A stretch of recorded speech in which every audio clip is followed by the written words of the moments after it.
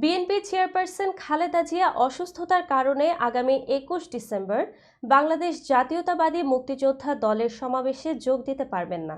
বৃহস্পতিবার সকালে গুলশানে দলের চেয়ারপারসনের কার্যালয়ে এক সংবাদ সম্মেলনে এ তথ্য জানান দলের মহাসচিব মির্জা ফখরুল ইসলাম আলমগীর। মির্জা ফখরুল বলেন, তিনি গত পরশু রাত থেকে অসুস্থ। চিকিৎসকদের পরামর্শে তার সমাবেশে অংশগ্রহণ বাতিল করা হয়েছে।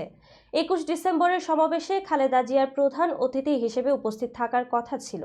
উল্লেখ্য, ২০১৮ সালের ফেব্রুয়ারিতে শেষবারের মতো প্রকাশ্যে রাজনৈতিক কর্মসূচিতে অংশ নিয়েছিলেন তিনি। প্রতি বছর বিজয় দিবস ও স্বাধীনতা দিবস উপলক্ষে মুক্তিযোদ্ধা দল সমাবেশ সহ বিভিন্ন কর্মসূচি পালন করে থাকে। এবারের সমাবেশে খালেদা জিয়াকে প্রধান অতিথি হিসেবে আমন্ত্রণ জানানো হয়েছিল, তবে তার অসুস্থতার কারণে সমাবেশ আপাতত স্থগিত করা হয়েছে বলে জানান সংগঠনের সভাপতি ইশতিয়াক আজিজ উলফাত। বৃহস্পতিবার এক বিবৃতিতে তিনি বলেন, খালেদা জিয়ার শারীরিক অসুস্থতার কারণে মুক্তিযোদ্ধা দলের সমাবেশ স্থগিত করা হয়েছে। পরে সমাবেশের নতুন তারিখ জানানো হবে। বিএনপির অঙ্গ সংগঠনটি জানায়, বিগত আওয়ামী লীগ সরকারের আমলেও নানা প্রতিকূলতার মধ্যেও মুক্তিযোদ্ধা দল সমাবেশ করেছে।